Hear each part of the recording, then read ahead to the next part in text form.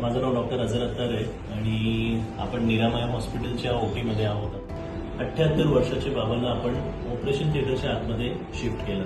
तर बाबांना त्रास असं होतं की सडनली त्यांना अशक्तपणा आला आणि आपण तपासणी केल्यानंतर कळलं की त्यांचं हिमोग्लोबिन खूप कमी झालेलं, म्हणजे त्यांचं हिमोग्लोबिन 6.5 पर्यंत गेलेलं आणि त्यांचं वय आहे 78.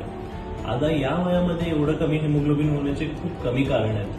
त्यातलं एक महत्वाचं कारण म्हणजे कोलोरेक्टल कॅन्सर, म्हणजे आतड्यांमध्ये येणारी गाठ. ती गाठ हळूहळू रक्त पाजरत जाते, जी संडास वाटे जात राहते.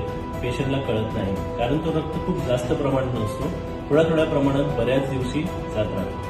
तसंच या बाबांचं पण सुरुवातीच्या भागाचा जो मोठा आठवडा असतो, ज्याचा आपण असेंडिंग कोलॉन म्हणतो, त्या असेंडिंग कोलॉनमध्ये एक गाठ आलेली आहे आणि ती गाठ कॅन्सरस आहे. त्याची बायोप्सी करून खात्री केलेली आहे. तरी आपण त्या बाबांचा आता, आणि सुदैवाने ती गाठ जागच्या जागे मर्यादित आहे, म्हणून आपण सर्जिकली त्याला आता काढणार आहोत आणि ही सर्जरी आपण दुर्बीणद्वारे म्हणजे लॅप्रोस्कोपिक रीते करणार आहोत.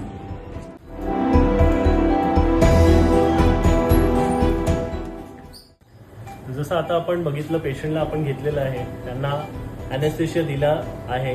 आता आपण ऑपरेशनची तयारी करणार आहोत किंवा ऑपरेशन स्टार्ट करणार आहोत. ऑपरेशनच्या आधी आपण सगळं निर्जंतुकपणे